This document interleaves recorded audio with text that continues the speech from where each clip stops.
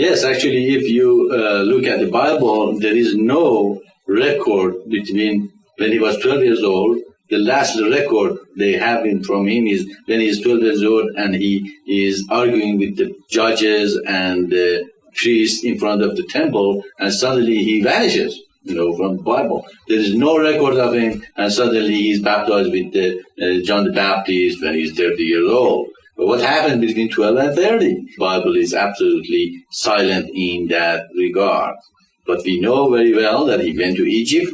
He studied in a mystery school in Egypt, and he left. He went to Persia. He studied with Magis and learned from them. And then he went to India and learned from the Brahmins, and eventually from lamas in Himalayas and Tibet.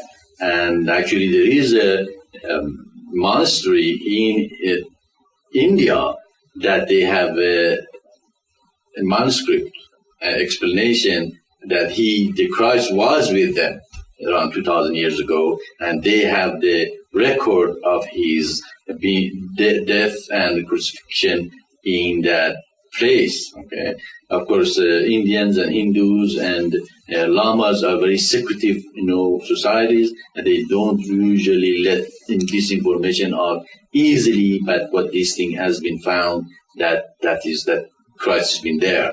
So between 12 to 29 or 30, he went and learned. That's why when he came to rabbis, he didn't teach Judaism. He said, me and the Father are one. It is absolutely Hinduism that says Atman and Atman are one. That is why the Jews are petrified.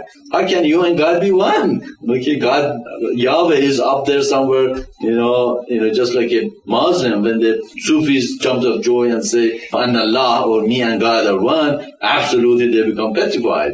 How can you and God be one? And therefore they couldn't understand what he's talking about. But what he was talking about really was the teaching of Hinduism. Atman and Atman are one. It's very simple for them. If he had said in front of Hindus, me and the Father are one, they would say, okay, so are we. That would be the end of the story. Okay, but for Jews, it wasn't the same thing. So we can see that is true. He did study with the mystery school and Magis and all those people. So he was very learned in mystical path and everything. Of course, he also received the revelation from God. And every prophet, if you study for a period of time in the beginning of their life, they are guided to study all these religions. Just like Christ did that. Muhammad, he was traveling. He was a master of caravan. So he would go with the caravan different places, and we learn from all these religions, from the Christianity. Bob traveled a lot and learned a lot, went to,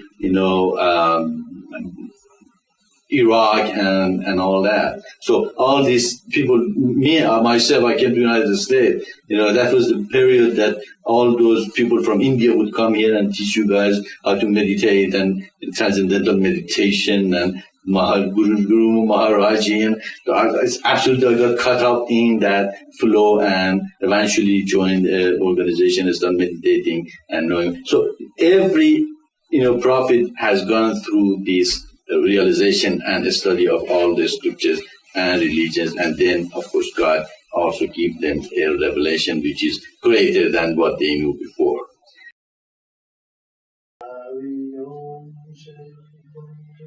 Om